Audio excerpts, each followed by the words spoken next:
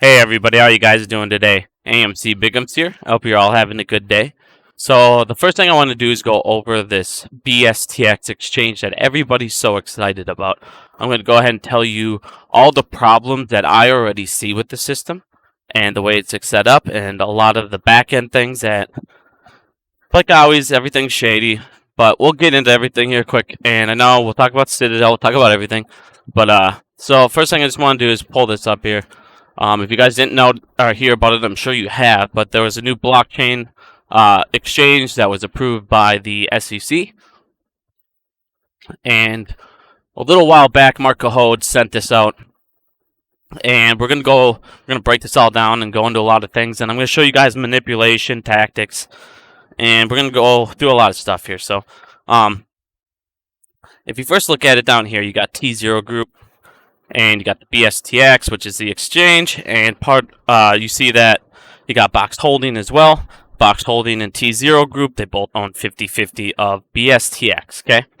So they both own half of the exchange, both of these companies. Well, Box Holding, you can see how it's broken down, blah, blah, blah, and everybody sees Citadel's involved with Box Holding, BSTX. Now, a lot of people are saying, well, that's no big deal, blah, blah, blah. Well, you gotta literally think about this, because if you don't understand the market, yeah, it is. You're right. It's no big deal. But when you look at market structure, it is a massive deal. Because if you think about it this way, how does market makers make money? They make money by taking a little off each trade and providing the shares, correct? Correct. Now, the way that this is going to work, if you look at it, is since they own part of the exchange, guess what? Every trade that goes through this system, goes through this exchange, Citadel will make money.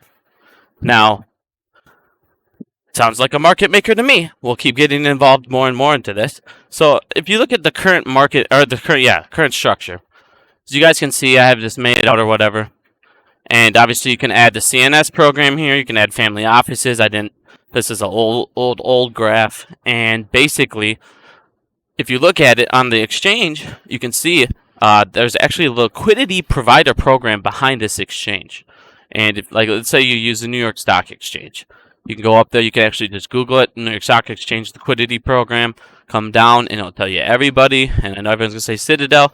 This is one of the reasons why I say, if you can, don't use New York Stock Exchange, IEX, LSTE, long-term stock exchange.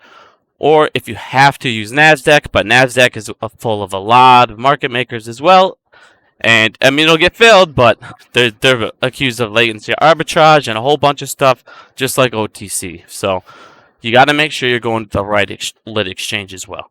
But, back to this. So, if you look at that and think about it that way, so you got an exchange, and behind that exchange, you have the liquidity provider program. So, behind the exchange, you basically have the liquidity provider program. See what I'm saying? Now, a lot of these things, like I said, we're gonna break this down every which way, and you guys are gonna be like, okay, I get it. Now, one of the things a lot of people think, oh man, T0, great odds, so great, get rid of T1, T2. One of the things I want you guys to understand is when you do that, like requirements, deposit, collateral, all that stuff, since there's time is what makes that have to be a larger sum, because there's more risk involved if there's time. If you take the time away, now you take away a lot of these larger requirements that we got all excited about this year. Well, now they're going to be trimmed down because, like I said, that time's gone. That the major risk is gone as well.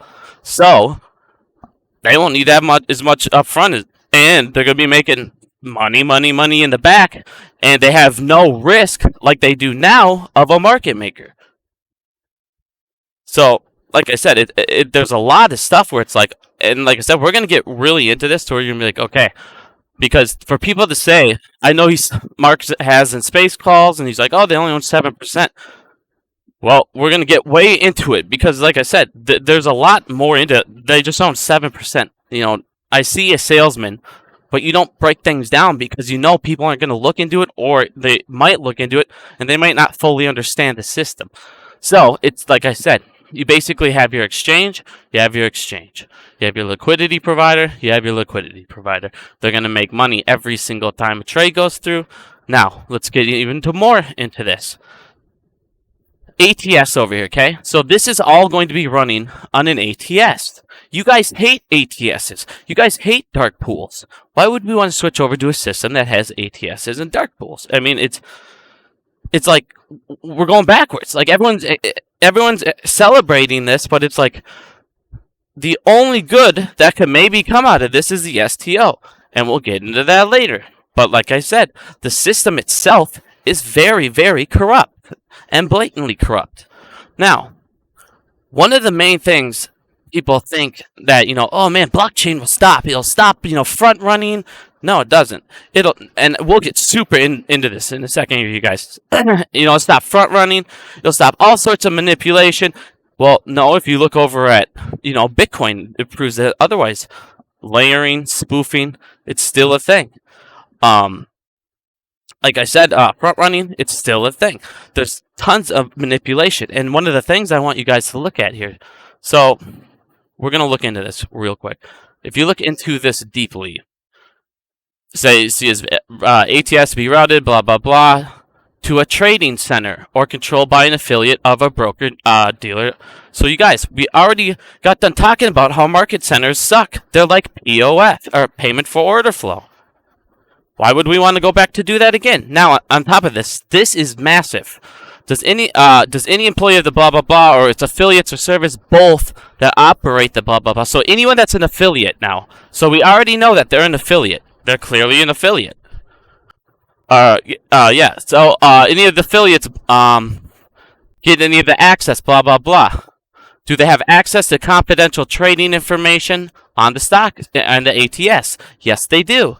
So basically, they have all your information to make it easy to front run. So Citadel, Citadel's like, well, big deal. Well, let's get into this a little bit more, you guys. In addition to traditional pricing data feed. Now, guess what, guys? This is level 2. So basically, the level 2 I tell you guys to all order to. So basically, in addition to level 2 data, traditional pricing data, level 2, it offers a market data feed that will operate on a private blockchain, you guys. Crazy. So now we already got another over-the-counter market. And on top of that, the ATS itself is over-the-counter. It's an ATS. So, as you can see, and on top of that, so you already see tons of ways that they're going to sit there and profit off each trade, just like a market maker currently does. So you can see how much money that would actually get them if they switched over. On top of that, you see Citadel's been on this since day one, ground zero. Everybody thinks, oh, that's a great thing. No, that means that they're sitting there in the back end looking at every way possible to do more manipulation, and not get caught. Now, one of the things I really want to be, so like I said, they will be able to see all of our data. It's on an ATS. It's like,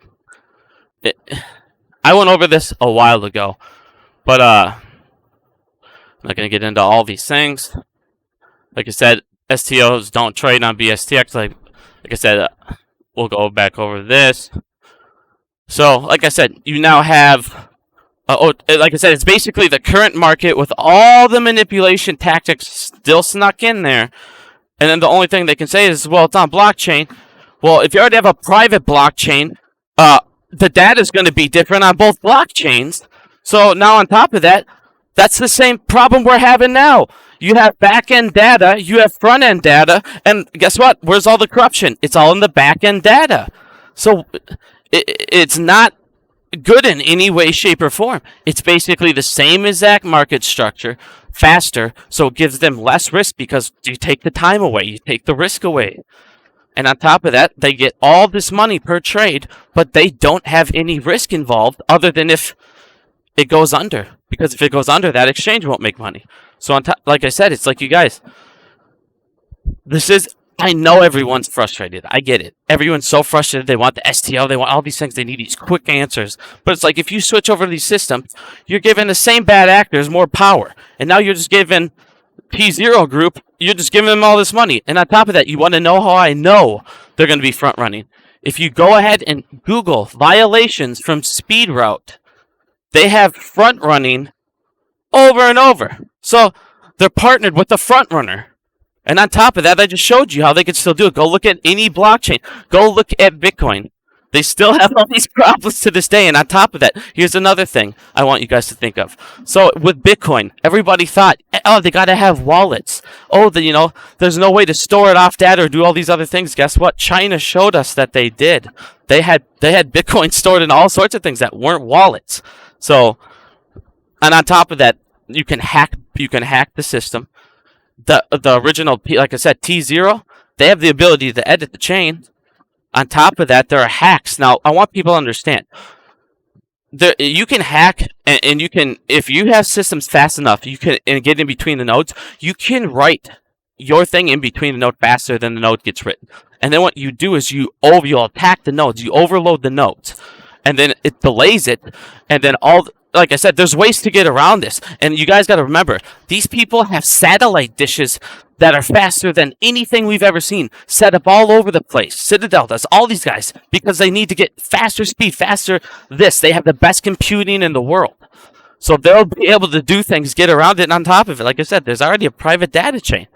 Same system, new actors, same corruption, guys. So like I said, calm down. Everything's going on in the back end. You see all these new regulations coming that are going to be transparency. You guys, the Gensler and all them, they're doing everything they can. I know everyone's like, oh, they're doing it slow. They have to do it slow right now. You just saw Powell's face. The whole world will come crashing down when this happens.